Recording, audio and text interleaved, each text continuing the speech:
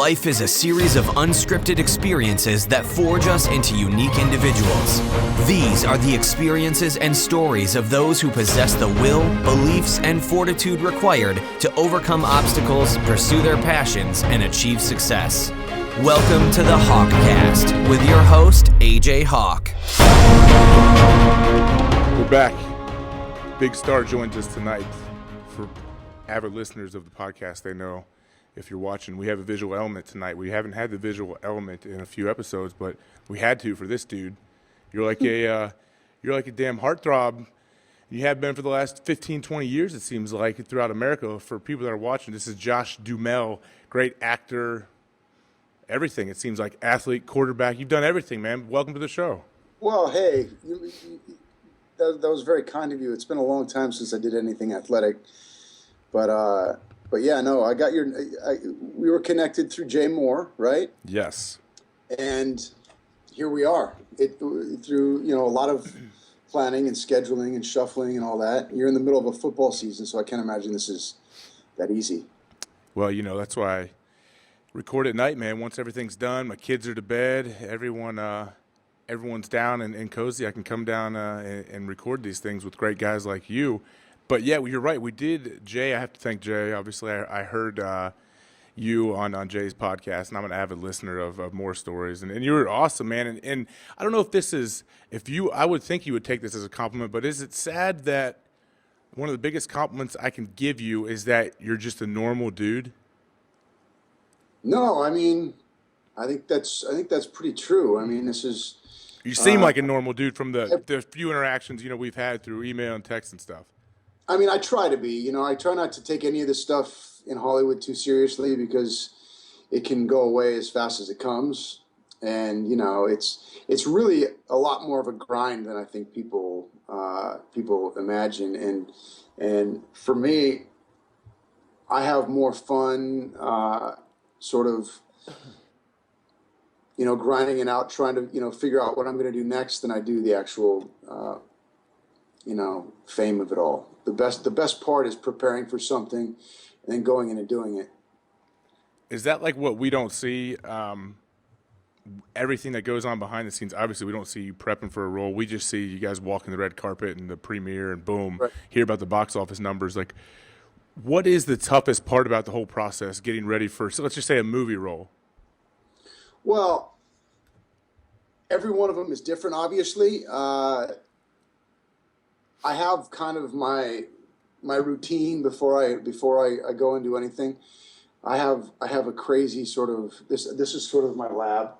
I come in here and just 2 weeks ago I had all these. I take the script and I scroll it from top to bottom, scene by scene, and tape it all the way across this room, so that I can see each scene, in order, so that I know where I'm at in the movie when I'm doing it. And for me, I don't know if it's because I'm a visual learner. I have to be able to see it to know, rather than seeing a scene and turning the page and continuing it and then turning the page again and seeing it. There's a disconnect for me when I do that. So that's just one of the stupid things that I do getting ready for a movie. Aside from, I don't know, a lot of waxing, spray tanning, everything. What about, well, with this being a current topic, what about, like, you don't have to say anything personally, but I've always wondered for actors, like, is HGH and testosterone replacement and everything, is that a big thing for movie roles? I hear it is. Fortunately, we don't get tested for it, so. You shouldn't. Why would they test you guys for it? But it is sort of performance enhancing in a way, isn't it? Well, it can definitely put someone ahead of someone else, I would think, for a role, because, believe it or not, I'm sure a lot of what you guys do is pretty visual. If you don't have the look from the jump, they're not going to give you the gig. Yeah. It's not a bad idea. I should think about that. Well, I just assume, people assume, basically I know when I come across a lot of people that watch sports, they just assume, like, well, yeah, everybody in NFL is on steroids. And I'm like, first off, man, we get tested all the time. Like, we really do. Yeah, all the time. And now they're testing for HGH, taking blood. So, I mean, there's always people they say that are, like, ahead of the scientists and all this stuff. But I don't know how you get away with it, in the NFL. And obviously there's people doing stuff. There's people that get busted. But I can't imagine it's a very high number just because how much we get tested. But myself, when I watch a movie, I would say the movie that kind of put it over the top for me, or maybe into my mind, was when I watched 300. I see all these dudes together that are all jacked. I'm like, you can't just be CGI-ing all these abs on these guys the whole movie, can you? Yeah, but I also know a couple of people that worked on that, and there's a lot of spray painting of abs in it too. I mean, you do whatever it takes. You know, it's a visual medium, and you know, it's also most of it is smoke and mirrors. Well, is it do guys get offended if they come to one guy with like a little bit more spray paint for his abs than they do the next dude? I don't know. I haven't done it. I'm trying to avoid the shirtless scenes at this point. I'm not quite as fit as I was back in the day. Well, hey, How old are you now, AJ? I am 31. 31. 43 years old. Don't you feel good though? Do you feel good? Like, I bet you feel young. I do. Well, you know, I do feel young, but I'm also, you know, I played sports my whole life, but I played quarterback, so I tried to avoid contact as much as possible. I tried to avoid guys like you as much as I could. And I'm still a little bit beat up from it. You know, I have like, you know, if I run too much one week, my lower back or my knee, there's always something. You'll see when you get to be in your 40s that shit starts breaking down. Well, I'm 31. Trust me, I'm old in the NFL. That's for sure. I know. Yeah, I can't imagine what I'm going to feel like at 50. I mean, I feel good. I take care of myself as much as I can. But you played high level though. You played You played way more football than 99% of America.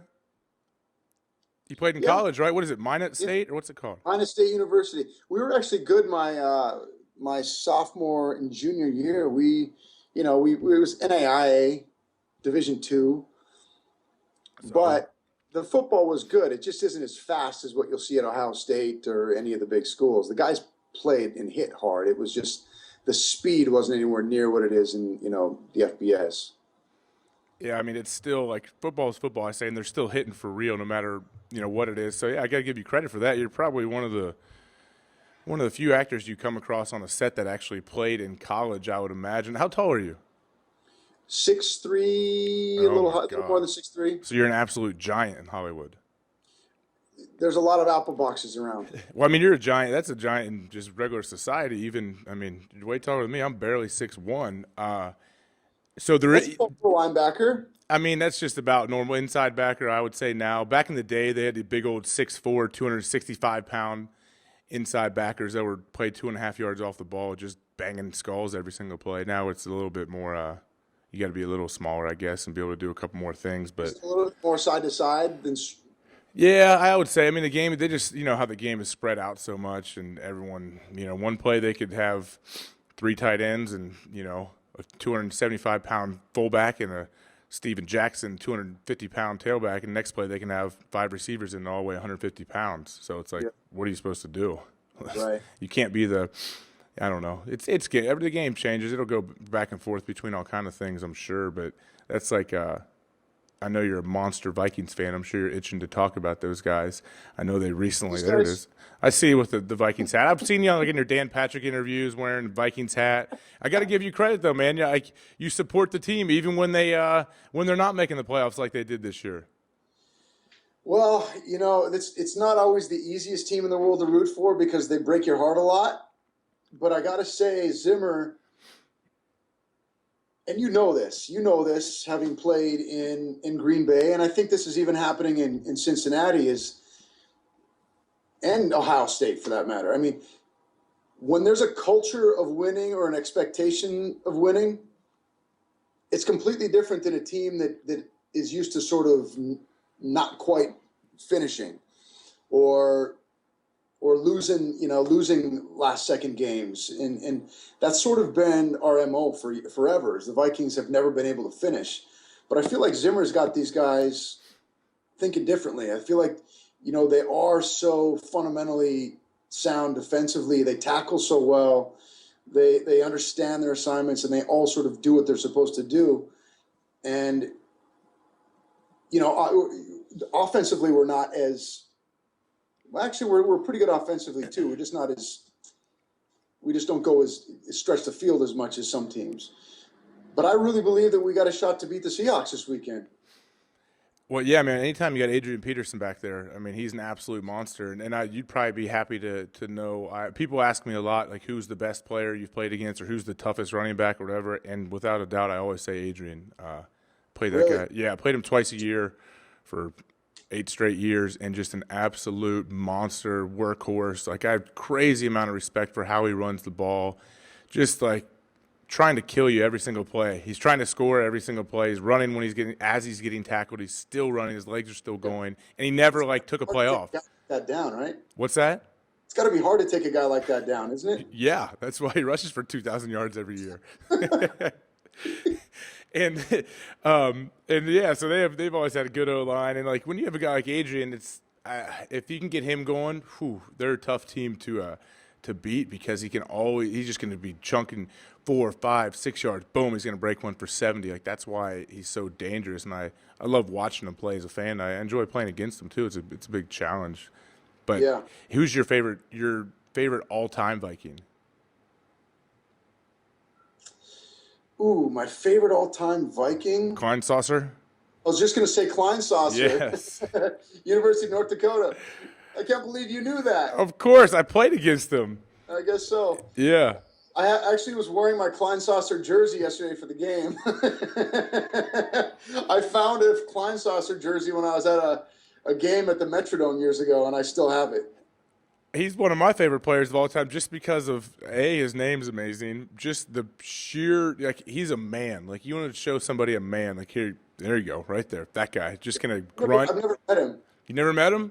No. Oh man, I don't know him other than him grunting at me, trying to block me all day, and having to bang heads with him. But he's a great player. I love watching him, and definitely playing against him, man. A lot of respect as well. Like, he's a grinder, man. He's one that likes to get in the trenches, and he's not scared to mix it up with anybody. So did you ask that because you knew that he's from North Dakota? Well, I knew he was, and so I figured it was definitely going to be he would be on your list.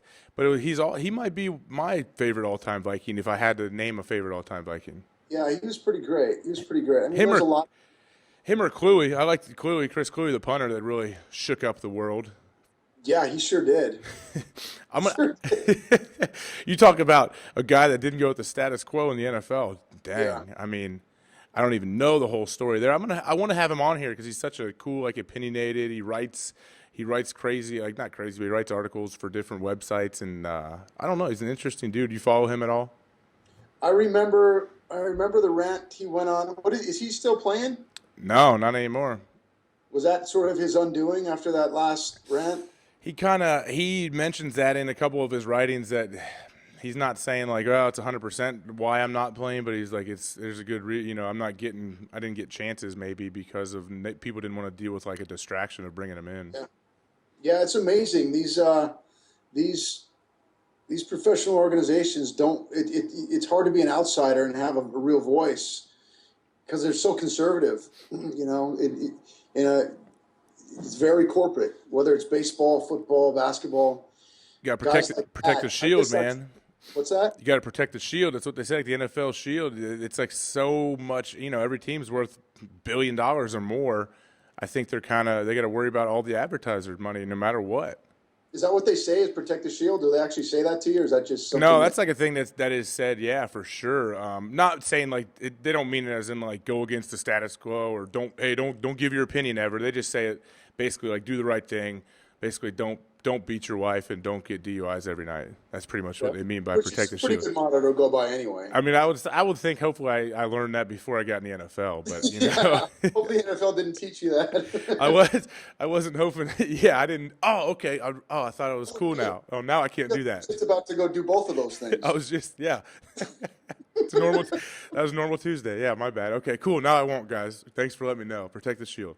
So yeah, that's how it goes. I mean, everything comes back to money. I say it a lot. I understand. If I had a business and a guy was saying stuff, and I had some sponsors and people that were not donating, but paying big money, I'd have to question a little bit what I want out of my your employees. Like, is that a thing that you see with these? Like, if you're doing a big studio movie, I know Quentin Tarantino came out and said some stuff recently about the cops that kind of got misconstrued when he just had that movie. What, The Hateful Eight? Yeah, I think that comes out this weekend. No. Yeah, you might be right. I think it might. I don't know if it did or not. think, I'm not sure if it's out. I know if it didn't come out this last weekend, it comes out this weekend. But I know he said some stuff. I don't even know what exactly he said, but he caught a bunch of heat for saying something about the cop situation going on. And I think I know the studio actually backed him up, though. Yeah, I don't remember. I remember hearing about what he said, but I don't think I saw what exactly it was. But that's Tarantino. He's known to be outspoken. I mean, you watch any of his movies and he says whatever the hell he wants. That's part of the reason I love his movies so much too. I'm excited to see The Hateful Eight. Yeah. You know what else is supposed to be good is The Revenant. Oh my God, Hugh Glass, man! I've known about Hugh Glass, the dude who Leo plays for years. And when I saw the first trailer, I was like, oh my God, man, I gotta see it. So you haven't seen that yet? No, but I've heard from people who, like some of my friends who see everything. Yeah. Ben Lyons is a good friend of mine who sees literally everything. And he said it's the best movie that he's seen this year. Ooh, so is Leo finally going to get an Oscar? I think he should. I think he's about due. Is that something that's obviously he would be super happy to win an Oscar. He definitely probably should have one by now. But it doesn't change like how myself or anyone else watching his movies feels about him. Is that something that is a big deal just within the whole community of actors in Hollywood and all over the world, or is it something that is it really like as big a deal as people make it? Well, I think that in his case, it sort of helps him in a way. When you're that guy that everyone's sort of rooting for you to do it, it sort of keeps everybody rooting. Whereas once you get it, then it's like, well, he's already got it. Maybe, it's not as exciting anymore. I don't know. I'm not really in Leo's shoes, but he's going to get it. It's like Scorsese all those years. He should have won an Oscar years ago, but never did. And once he gets it, it's sort of that interest sort of fades. So I'm not sure it's an entirely bad thing that he hasn't won one yet, because everyone's sort of rooting for him to get it. That's a good point, man. I kind of brought that up recently about Pete Rose not being in the Hall of Fame. So Pete Rose is like my hero. I grew up in Ohio. I love that dude. I love just the character. I'm sorry, he is. I don't mean to interrupt. Did you see him post-game at the World Series? Post-game? When he did a post-game, sort of like what TNT does on, with Barkley and those guys after NBA games. Well, Fox. Yeah. won. Oh, yeah. When he was on the panel with A-Rod and everybody. It was amazing. Oh, he's the best. He's like popping his head in like while they were speaking, like getting in the shot. Contract, like a big contract. People would tune in for that. Oh my God, yeah. I mean, my buddy Jonathan Butnick works for Fox Sports 1. He was in Green Bay for a while working PR, and when they brought Pete in, he's like, "Oh my God, man!" He's like, "I know you're gonna be excited." He was texting me, "Pete's in here, and he's gonna do some panel for us and everything." And the stuff he told me that Pete would say, like in the green room, I was like, "Bro, you need to get a GoPro on this dude and mic him up. That's a show right there." Just like Pete lives in his own world where. Like, he can say whatever he wants, and he showed that on the air. But in the green room, even, like, the stuff I heard he was saying was just amazing. Like, not offended and really – well, I'm sure it offends somebody. Everyone gets offended. But it's, like, just amazing, like, just only Pete Rose could do. So I loved watching him on TV. But I thought with Pete not making the Hall of Fame, and it keeps coming up, and this new commissioner just didn't let him in again – I asked the question. I was like, did it keep Pete more relevant this whole time that he hasn't made the Hall? Because if he had already, he would still be the hit king and the leader of the most hits ever and all this stuff. But would he be as relevant? Yeah, I totally agree with that. That's almost like the Leo thing. Like, yeah, Leo. Oh, is this going to be the one? So now they're going to talk for the next year. Is this the year that Leo wins it? Right. It sort of keeps you in the news. On a much smaller scale, when I started in this business. I was on All My Children. I know. That was my first gig. It was All good My work, Children. man. I've seen some clips. It was good work. It was, man. Hey, you talk to any actor, they all say that's some of the hardest stuff you could ever do right there. Yeah, it's a great place to learn, I'll tell you that. Anyway, Susan Lucci was on the show for 30-some years, and for 19 straight years, she'd been nominated and never won. And all anybody talked about was, is this the year? I mean, it wasn't just, within the soap world bubble, but it was like national news. Like, is she going to win this? Is she going to win the Emmy this year? Is she going to win it? And after she won it, all that talk kind of went away. So it just goes to the point that, sometimes, people root more for you when you have come up short, I guess. Yeah, everyone loves the underdog, and they want to see if, oh, is he going to get gypped out again or whatever. But is that a job of, is that something a good publicist will do, will really push that out there? I guess. I don't know. What does a publicist do? I'm sure you have to have a publicist. Like, what do they do for you? Well, it's mostly when you have something coming out, when you have a movie coming out, and there's, 1,000 different platforms to promote the movie on, and they sort of field and dictate how, the tone of the way you're going to promote the movie, I guess. Finding, whether it's booking you on Kimmel or cover of something, they try to get the movie out as much as possible and promote you in the best light they can. I guess that's the best definition I have for it. Would they sit there like during interviews, like say this was some big time interview you're doing? Would they sit there over your shoulder, just out of camera? Is she there? Where's she? She's just right here. Good, yeah, well, good. I'll make sure I really dive deep. Good. Let's dive deep into some good stuff and get her to cut you off. Cut the internet connection. I try not to tell her half the stuff that I'm doing because she'll just, Yeah, that's what I always wondered. Like, would they step in and cut you off if they felt like the host of a show was trying to set you up for something? Yes, and she's a bit of a bulldog. Ruth Bernstein, she's great. So a good example is I've done the Ellen show a bunch of times. Yeah, and I had sort of this running gag where I'd be wearing something, and all of a sudden I'd stand up and it was a tearaway, whatever it was. And I did it once, and then I did it again, and then I did it again, and she's like, "Dude, you got to stop doing that." And to me, it was so funny. Like, maybe I'm the only one that thought it was funny, but I just kept wanting to do it. And it sort of became my thing on the show. And I just remember how mad she got at me because I kept going against what she wanted me to do. And, she was probably right. So do you still do it? I did not do it the last time I went on the show. Okay. So good. Ruth's happy then. Ruth, I guess I succumbed to Ruth's. Yeah, I always wonder when every once in a while you'll see athletes with publicists. I'm like, all right, man, so what are you doing? Like, I was at the Derby a couple years ago and ran into a dude. We were walking in with a group of guys I played with, and there's like a little red carpet thing we had to walk through, and those are just my nightmare. I hate them. And so I'm like, nope, I'm going behind this thing, man. And my wife was, huh? I'm the same way. Yeah, oh yeah. And my wife was with me. And she was like, she didn't really care either way. She doesn't really want to go out there and get pictures too. So she's always on board of going behind it and not taking the red carpet.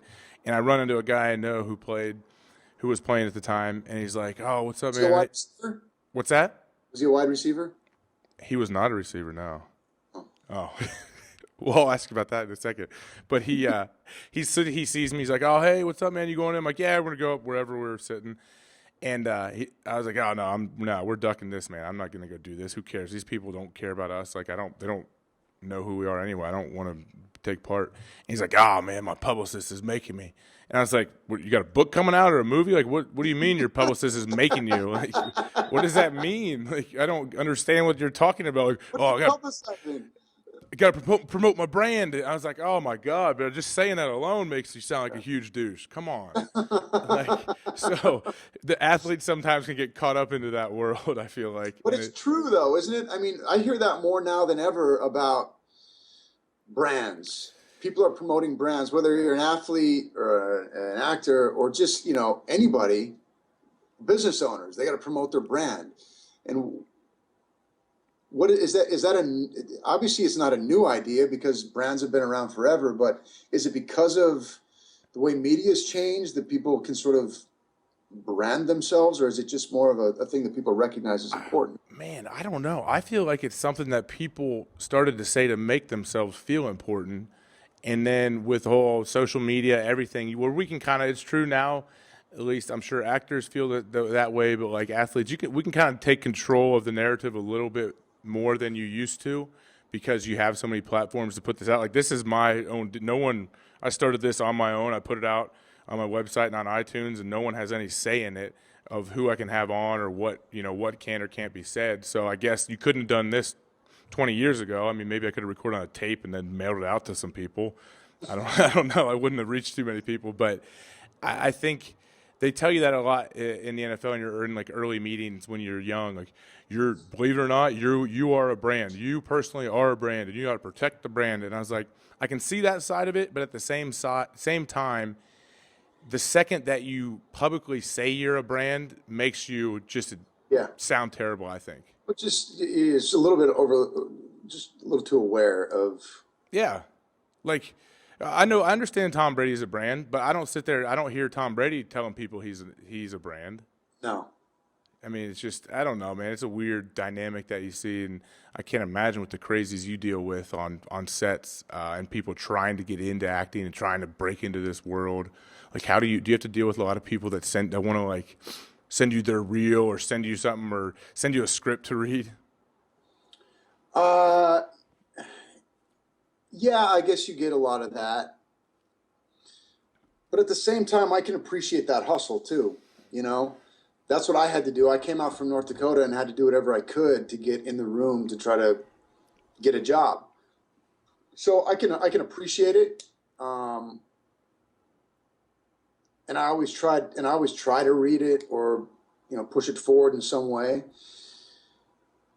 As long as I feel like it's coming from a place that isn't just, you know, if I feel like they really do have something and they're really, there's something authentic about it, then I will. But yeah, I mean, it's a tough town. It's still a tough town. I'm still busting my ass to try to figure out what I'm going to do next, you know? And so sometimes I'll be like, yeah, I wish I could help you, but dude, I'm trying to figure out what I'm doing next. I don't know what I'm doing next week.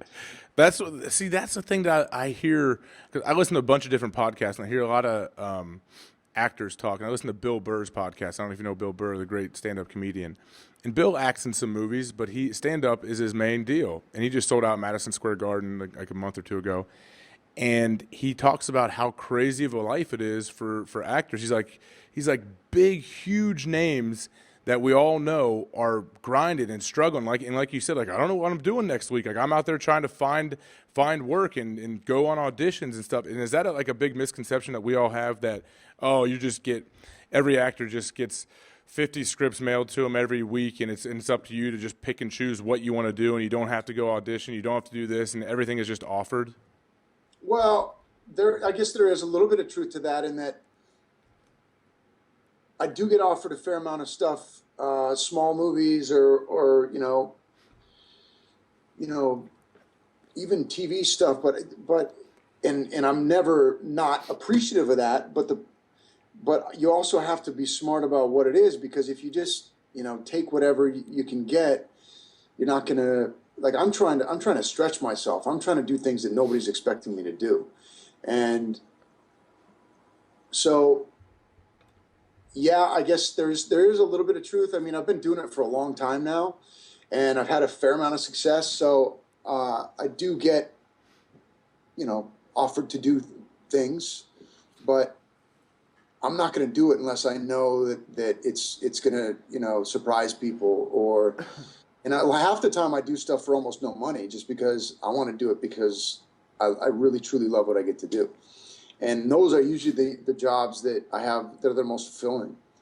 The ones that, you know, I just did a movie last spring on, I won't even tell you what the budget was, because we're trying to sell it right now.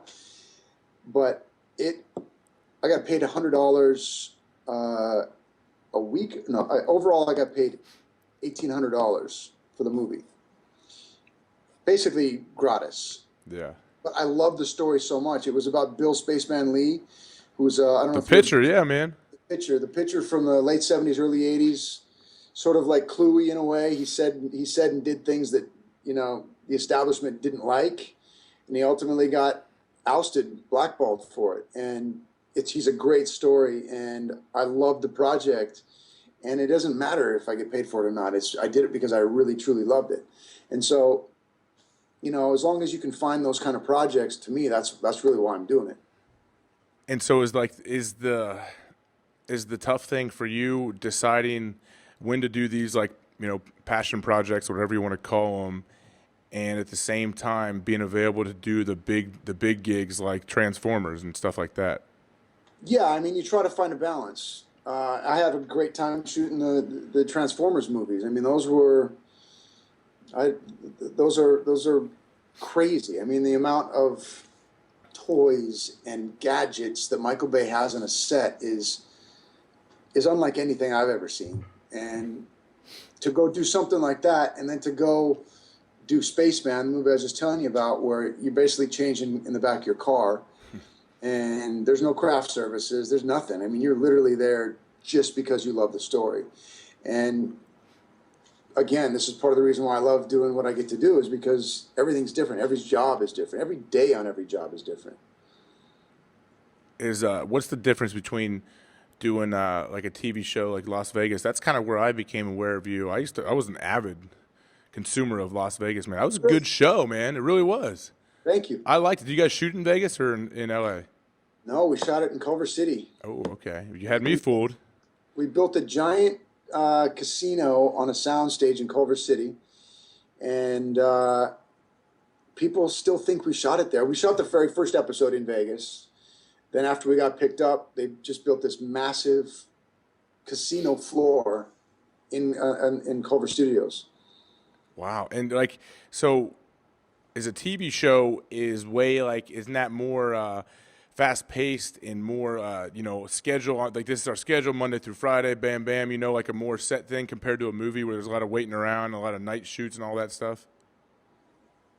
Yeah, well, a TV show is definitely more of, it feels more like a job. Not that it's not fun or exciting, but there's something more. It's a little bit more comfortable because you're usually going home and sleeping in your own bed, and you know this character, sort of what you're doing in each episode.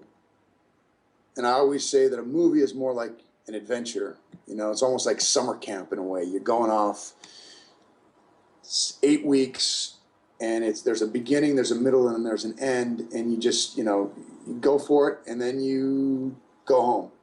Whereas a TV show, if you're lucky, it goes for years, and it becomes like a family you go to every day. How does the dynamics on a movie set work when a lot of times when you go shoot these movies, aren't you meeting some of your co-stars for the first time? On the movies? Yeah. Yeah. So yeah. How do you guys work out? A lot of times I know there's not time. I read something how I know your movie Misconduct that's gonna. I watched a trailer this morning. It looks good. Al Pacino, what is his name? Oh, Anthony Hopkins. Man, it looks awesome. Like, had you met those guys before you got on set? No, I'd never met either one of them before that. Oh, that's actually. So I finished the movie I was telling you about before, Spaceman. I was in the middle of, we were like 2 days before we started shooting it, and I'd committed to it. I was working with the director. We were going through everything. We knew that we had so many days to get it done. 2 days before, they call me and tell me that they want me to do this movie with Hopkins and Pacino, two of my heroes. And the director's sitting in this office, and he knows that I just took this call, and he's thinking, oh, shit. You're not going to do this now, are you? And so we were able to work it out where they were able to condense the schedule on Spaceman like by a day or two. And I could leave as soon as I finished that and go to New Orleans and shoot the movie with Pacino and Hopkins. So I leave the set, fly to New Orleans, get up the next morning, or was it that same? Yeah. No, I flew that day to New Orleans, had to get up. I flew overnight because we finished shooting the day before, around sunset. Got on a plane, flew overnight to New Orleans to go rehearse with Al Pacino on this giant theater stage in New Orleans. Like this, I forget the name of this theater. It's this famous old theater. They have it all lit up because Al Pacino's there, of course. On this stage, it's like spotlights on this table in the middle of this giant stage, and here I walk, meeting the man himself. And that was one of the most intimidating moments of my life. Thank God he was and is one of the kindest people that I've ever worked with. He's truly just an awesome, awesome guy. And so is Anthony Hopkins, by the way. I mean, they couldn't have been better. Yeah, like how I don't know, like what was going through your head on that, just the flight alone, coming from wrapping a movie and you're like, all right, well, gonna go. Was it a table read you were doing in that theater? Beard. I had this giant beard, and I had to shave it off the next day. And he in fact didn't even recognize me the next time we saw him when he started shooting, like 2 days later. But it's one of those things that I had to learn to get over quickly, because part of my problem when I first started this business is I couldn't get past the nerves. I knew that if I could get past the nerves, I could do it. It was just walking into an audition scene or into an audition room, this sterile white room with a casting director who, they're like reading it off the script with giving you nothing. And I just remember I don't know if I can do it. My heart wouldn't stop beating or wouldn't stop. I mean, like beating out of my chest. I'd sweat. I couldn't breathe. And finally one day I said, you know what? They want me to get this job. These casting directors want to check that box and hire me and move me on. So I quit looking at him as somebody who was sitting there in judgment of me and started seeing them as somebody who was rooting for me. And after I started thinking in that way, I started, making some progress, getting callbacks. I ended up booking a couple jobs. And so, even after doing this now for, I think, 15, 16, even 17 years, I still get crazy nervous, especially for the first couple of days. The first day of shooting is always like, just get me through this first day and I'll be all right. Especially working with guys like that. Yeah, I mean, Pacino and Hopkins. I mean, Hannibal Lecter's sitting right there, and you got to – and the crazy thing about acting is you have to, like, in scenes with them, you got to, like – I mean, depending on your role, you might have to get in a dude's face and yell at him. Or like, I can't imagine, even in a movie, like – I can't even put myself in that world where I'm gonna have to, like, at Al Pacino. Yeah, like what? This dude's gonna kill me. Like, I don't. Come on, man. Like that would be. He's like, hey, that's great, kid. That's great. I love what you just did there. I love that. Just keep going there. Just keep going there. Really? See, that's great. Like a guy like that. Do you think he's aware of how he makes other people feel? Like how intimidated they may be just because he is who he is? Oh, he has to know. I mean, he knows. But I swear to you, he is one of the most gracious, kindest, generous actors I've ever worked with. He really, truly, and I think it's because he knows that people are, in awe of him, and so is Anthony Hopkins. I mean, they know. I mean, they're two of the greatest, and I think that they not only are inherently good people, but they also know that if they can put whoever is across from them at ease, it's going to make the scene in the movie better. Man, that's I read a thing that said someone was telling me De Niro would, when he'd have like these young guys on set when they were like their first day in, that De Niro a couple times would like flub his lines early on to try to make them feel comfortable. And you think is that something you think that's true, or do you think someone probably just really flubbing their lines? That might be what he said he was doing. Yeah. But in reality, he hadn't looked at the script yet. I'm going to use that one. You should definitely use it. Comfortable, kid. I would do that in a heartbeat. I would definitely use it. Yeah, good. Now that we all feel good that the big guy messed up. Well, now, all right, good. Good. I did that all for you. Putting you all at ease now. That's just what I heard. Who knows? I'm sure those savvy vets, these guys that have been doing it for so long, I'm sure they have so many tricks on how they can go about, like, I don't know, getting around certain things. And yeah, man, it's got to be a weird world. Well, Pacino is totally different they have completely different styles. I mean, Hopkins is very by the book. He knows what is written, and he's worked it out with the director a month in advance. He knows coming in exactly. Pacino comes in and you don't know what he's going to say. So I'm sitting there like for the first 2 days, like, okay, what am I supposed to talk? That's the way he does, and that's why he's so brilliant, because he just lets it fly. He improvises a lot of it. Does it have? He probably needs the right director too, doesn't he? Because don't some guys want you to say exactly what's on the sheet? Yeah, but I think at this point nobody's really gonna. Yeah, you can't say anything Pacino. And, I try to pull that, not so much. Is the director the guy that This is how I work. What do you mean? I was just got done with Pacino. Big Al told me to do this. What are you talking about? It's how Al works. That's all you got to do, man. Now that you guys feel at ease that I'm dropping a few lines and improvised. Everybody comfortable? Everybody's good? All right. Good. Yeah. For some reason that just brought up when I watched the audio, I think, from Christian Bale yelling at the lighting dude, or was that right? You've heard that, haven't you? Yeah. God, that's awesome. A few years ago. Yeah, man, I loved it though. Because where's Christian Bale from? He's is he British or Australian? I don't know what he is. His accent is so weird to me. I can't figure it out. Yeah. He amateur man. He's yelling at this dude for walking through the scene or whatever. Like, do you come across, not like you don't name anybody, but does that happen a decent amount on a scene, on like a movie set? Well, part of me wants to. I want to stand up for him. That he was a little harsh, obviously, but we don't understand the context of it. We don't know how long they'd been working together, how tight they were. Maybe that's the way they. Yeah. Maybe they talked like that back and forth to each other. He probably was in a really, vulnerable headspace at the moment and got distracted. Maybe he was insecure in the moment and needed to lash out and sort of get him. I mean, there's all kinds of things that could have happened there. But just to label him an asshole because of it, I don't think is fair. He's an amazing actor. Oh, I would never. I didn't. I took it like if you listen to the whole thing, it sounds like the guy keeps clanging through his scene, like holding the light and banging into stuff. And it almost sounded like he was instigating him. Yeah, the guy kept talking back and everything. Like, yeah, you're right. It was. I remember towards the end when you just it's like anything. If you read the headline or you just hear the beginning, man, that's kind of crazy, but it's true. And then if you try to put yourself in that whatever scene he may have been shooting, yeah, the dude's clanking around in the back and messing around, yeah. And then that's why Christian was yelling at him. But I just loved he's an unbelievable actor. Oh, clankety, clankety, clankety. And the whole time I'm like, dang, where is he from again? This accent, because he was like in his character. He usually has like a American accent, but he had this like, I don't know, man. I just love that part. I just love those like when those things get out from sets of Hollywood. Which first off, they shouldn't get out. How does something like that leak? I mean, that's the scary thing now. Everybody's got a camera. Everybody's got a video camera. Everybody. Yeah. So we all got to,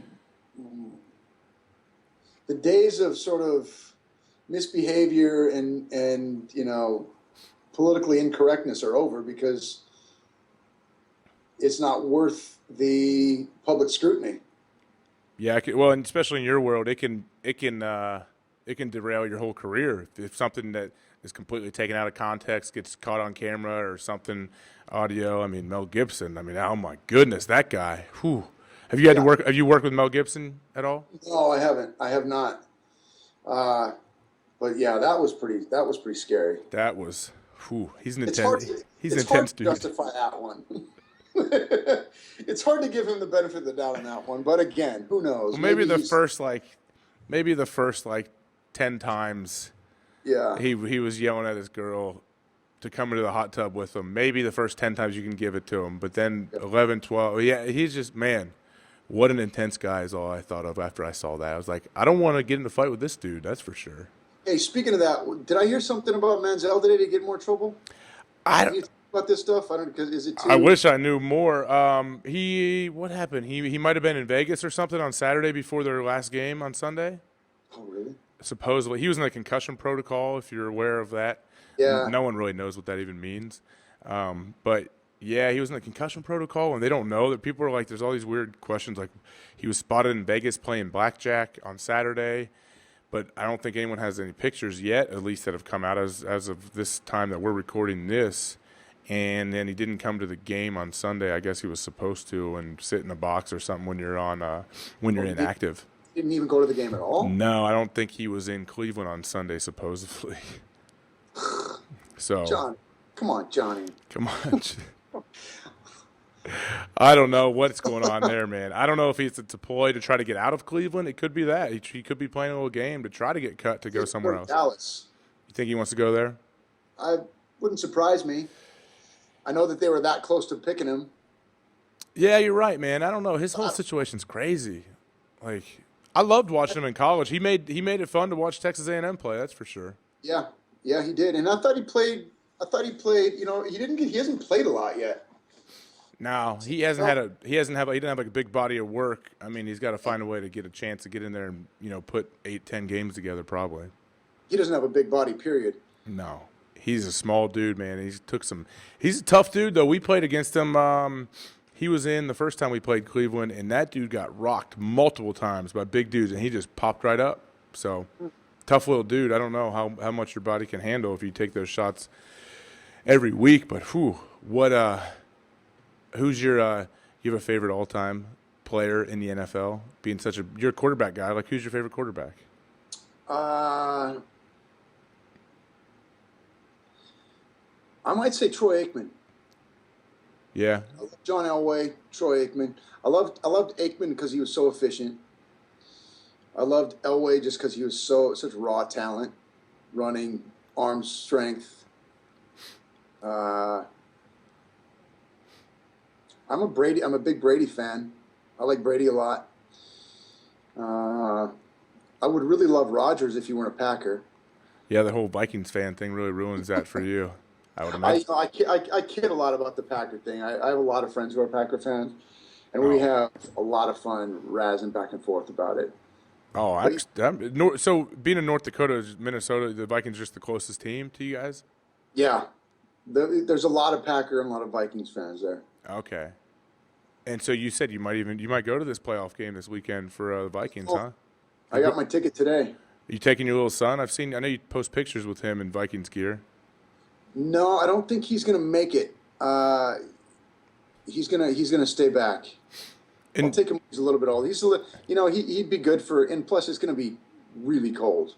Yeah. He'd be good for about a half a quarter, and that would be it. And so your son's name's Axel, right? Axel, yeah. You just had a baby boy. Yes, I did. New Year's Eve, man. Thank you very much. And what's so funny, so my wife loved the name Axel for a boy. Yeah, years ago. And I have another son who will be 3 here shortly. His name's Hendrix, like Jimi Hendrix. And my wife was like, hey, if we have another boy, she really liked the name Axel. And then Axel Hawk, how bad is that? Yeah, it's sweet, man. And then a power couple came along and had a little son and named him Axel. So my wife always feels bad. Well, this 43-year-old, ex-quarterback that's acting in all kind of movies, and then his wife is just a rock star touring the world. So yeah, you guys named your son Axel. What's funny about that is my wife's sister is about to have a baby boy. Mm-hmm. And I'm not sure if I'm supposed to tell you this or not, but she's due in like 2 weeks. Yeah. And they're going to name their son Hendrix. Really? Yeah. This is weird now, man. Yeah. So I'm not joking. So my wife was like, I love the name Axel. I was like, yeah, I'll do too, man. Let's go with it. And she's like, well, do you see Fergie and Josh Duhamel named their son Axel, and he's really cute. And I was like, so it's off our list or what? Are we going to, do we go to dinner with these guys all the time or something? Do you think, are they going to hear about this and get pissed? We should. Next time you guys are in L.A., we will. No, man. My wife went to school out in L.A., so yeah, she knows the ropes of L.A. I like it out there. She's from Ohio, but she went to Cal State L.A. for 2 years. Okay. Yeah, she had an internship with Fox, and so I used to go visit her out there towards the end of when I just finished college, when she was finishing up. So I've been out there, man. But yeah, so she. What were you gonna say? My bad. I want to ask you, and I don't even know what I haven't followed, but I know that I remember when you were playing at Ohio State, and oh god, no, I can't remember his name. Quarterback for Notre Dame. Quinn. Brady. Mm-hmm. Did he marry your sister? I married his. That's my brother-in-law. You married his sister. Yeah. Yep. You married Brady Quinn's sister, because I remember she was the one that had the 2 jerseys, right? Yeah, that's my wife, man. You remember?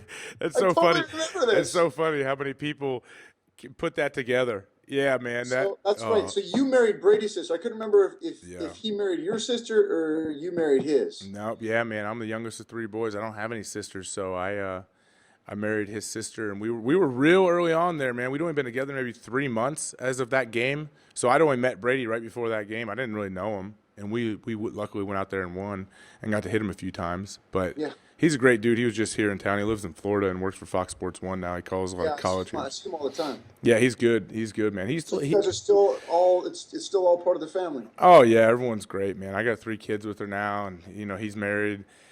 It's we're real weirdly athletic family too. His sister, my youngest, sister-in-law, she's crazy athletic soccer player. She married a pro hockey player here, and Brady's wife's an Olympic gymnast. So yeah, it's weird.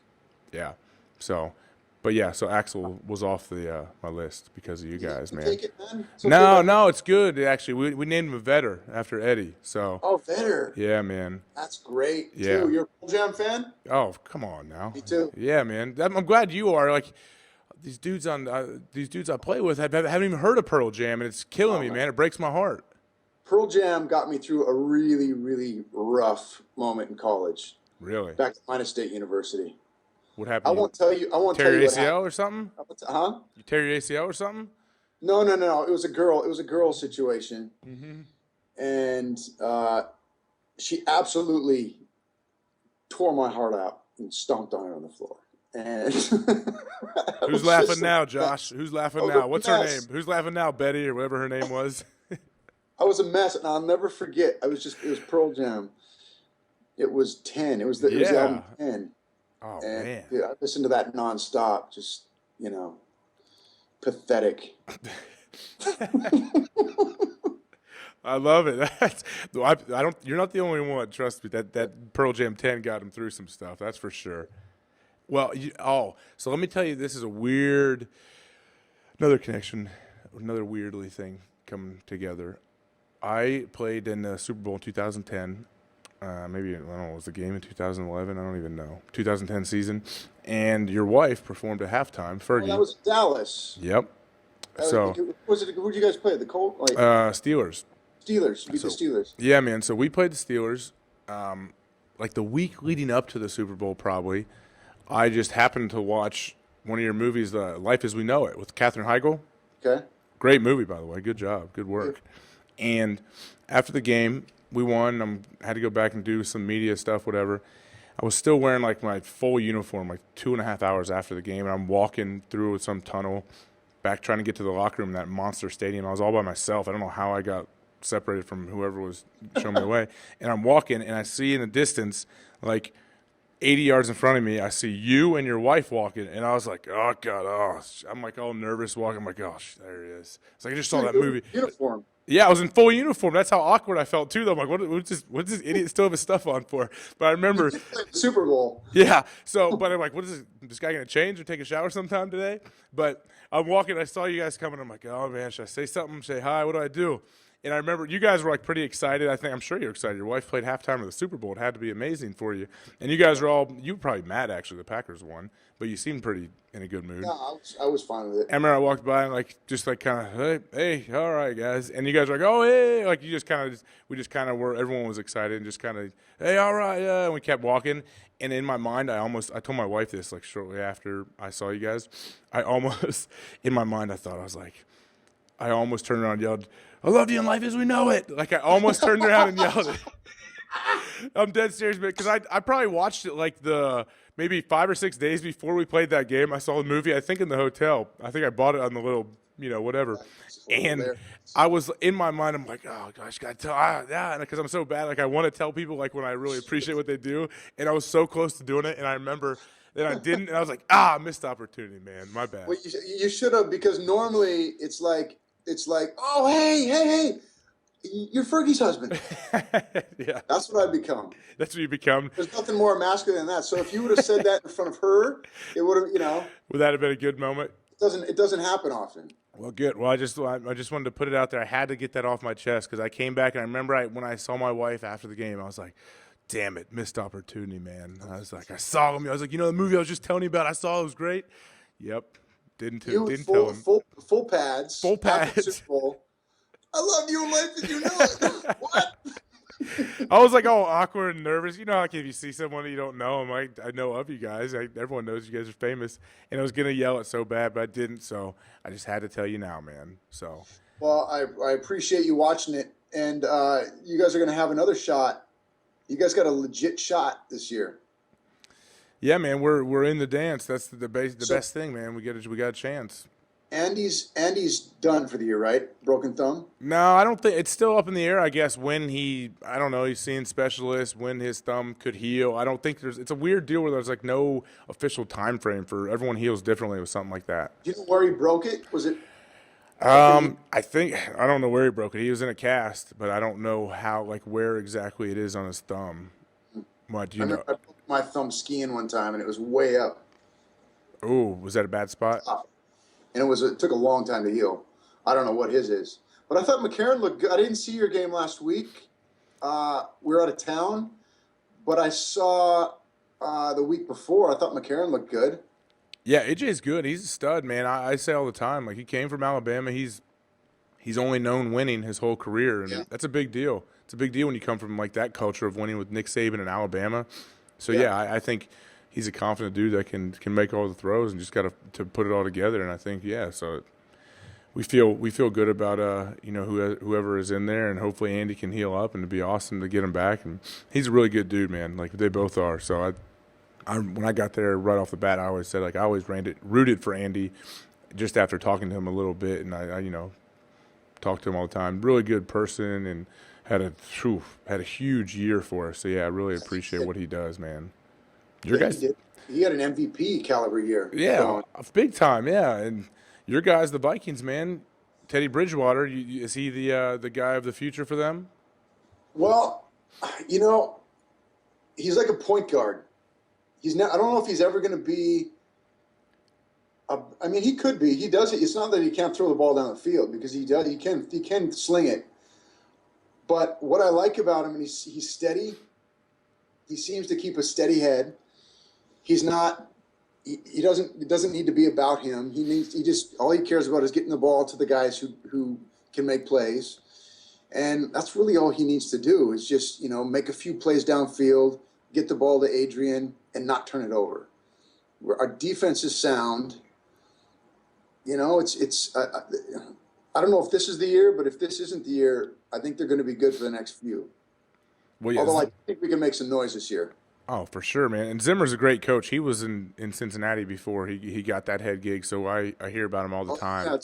Yeah, he is a hugely respected guy. He doesn't mess around. We're still in Green Bay when he was there, right? Yeah, I didn't get a chance to play for him, but a lot of the guys that were under him are still there. And like our defense coordinator now, Paul Gunther, was the linebacker coach when Zimmer was in the coordinator and everything. So they all do a lot of the same things that they do in Minnesota. I went down to Winter Park before the season, just like a week before the first game, and I got to meet Zimmer, and I got to go to the whole practice facility. I took my little guy there, and he was awesome. Really? Sent a bunch of hats and a bunch of shirts, and you can sort of see why the guy's like, because he just doesn't. He treats everybody the same. Exactly. You're right. You're right. He didn't have. He's a stand-up dude. From everything that I know of him, he's a stand-up guy that everyone respects because he gives respect, to people that deserve respect. I feel like. Yeah. Does you? Well, of course. Why wouldn't he? Of course, he's gonna send you hats, man. Are you like the? Oh no, you and Swartzen are the two Vikings celeb fans. I think Swartzen's going to be down there too. Oh, please go hang out with Swartzen, man. That dude, I love watching him. No, I don't know him personally. I wish I did. I've seen his stand-up. I love stand-up, so I've seen his, and he's just amazing, man. He's so funny. He's the only other guy that I know that roots for the Vikings. I think he's from there. Is he? Yeah, I would imagine. I know he's diehard Vikings fan. It seems like. Yeah, so and twins and the whole thing. Yeah, man, you and him. You're the bell cows carrying the torch for the celeb.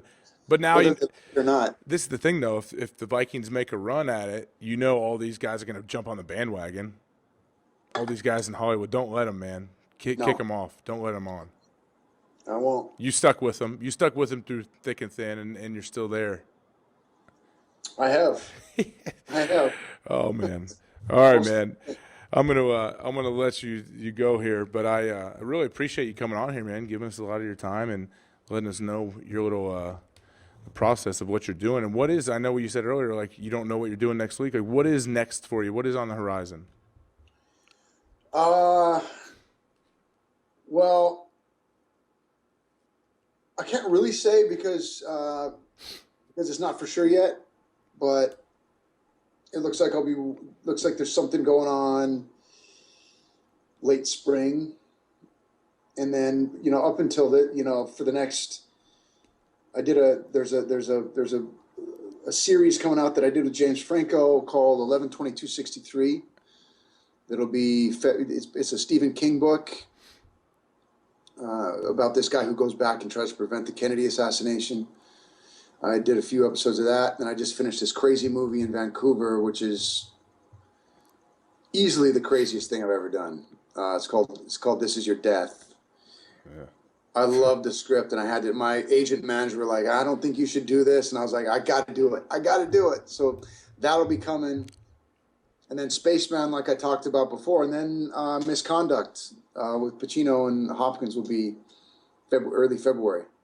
So there's going to be a lot of promoting of stuff coming out. It was a busy year. There's a lot of stuff going on, and right now I'm just developing some things that I've been working on for about a year. So that's what most of my attention is going to go on the first part of this year. Man, and then probably to work. Got a lot of stuff in the can, as they say out there, huh? Yeah, trying. Like I said, man, I'm just trying to stay ahead of the next. Acting, it's a crazy world you guys live in. Like I can't imagine how tough it is to make decisions on what you should and shouldn't take, and what I don't know, man. And now you have a family and you have kids. Like you got a kid, you got to put that into like the equation, obviously, of what you're gonna go shoot and what you're gonna do. Like what a weird schedule you got to try to figure out. Well, and Fergie's about to go. She's about to release an album late February, early March. So that's going to be a whole other thing that we got to schedule around. So there'll be touring, but you know what? It's all good. I'm blessed, and we got an awesome little boy, and we'll just figure it out week by week. You're gonna have more too, aren't you? I'd like to. I don't know if we're gonna get to 3, like you. I'd like to. Are you guys done at 3? Or are you gonna keep going? That's a great question. I don't know. We've always talked about adopting our 4th. I don't know. I don't know if we're gonna have any more. We'll see. I mean, I'm open to it for sure. I'm very fertile, so if she needs me, I'm here. Obviously. I tell her that all the time. The Hawks are very fertile, so I'm ready if she needs me. But no, I don't know. We'll see. Do you call your wife Fergie? What do you call her? Her name's Stacy, right? Fergie. Well, she actually changed her name from Stacy to Fergie. Now it's officially Fergie Duhamel. What? Fergie Duhamel. Duhamel? My last name, Duhamel. Oh my gosh, my bad. What am I? Duhamel, like Mel B, Spice Girls. What? I had all kind of things in my head. My bad. No. So I mean, she's everybody. Even her mother calls her Fergie. Everybody calls her Fergie. Oh, that's awesome, man. So it's I got a couple other names that I call it. I can't mention on the air. That's fine. No problem. It's her and I. Keep those at home, man. I don't want to mess anything up there. You guys look like the perfect little couple with your little son walking around doing great things. So you guys are killing it, man. Thank you, man. You too. Congratulations and good luck this weekend. I'll be watching. All right. Appreciate it, man. Maybe it'll be the Bengals and the Vikes in the Super Bowl. Wouldn't that be nice? That'd be great. I'm sure you'll be there in your corn saucer jersey, and I would love it. I respect that move. All right. We'll get you a field pass. All right. Very good. Get you down there and get in a few tackling drills before the game. Get you feeling nice and lubed up, and go back to the flask in the stands after that. So it'll be good. Good. Allegedly. All right, man. Thank you very much. Appreciate it, Josh. You're awesome, man. Very generous. Thanks a lot. You too, AJ. Take care, brother. All right. See you, man. We're glad you could join us for today's conversation.